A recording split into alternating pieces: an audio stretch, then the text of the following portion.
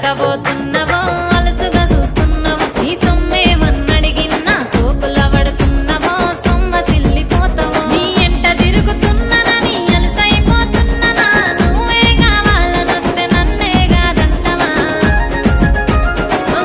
పిల్లగా పిల్లగా యహో పిల్లగా ఎంకటేశు చూడకబోతుంటవో కానకబోతుంటవో నా పిల్లగా ఎంకటేశు చూడకబోతుంటవో కానకబోతుంటవో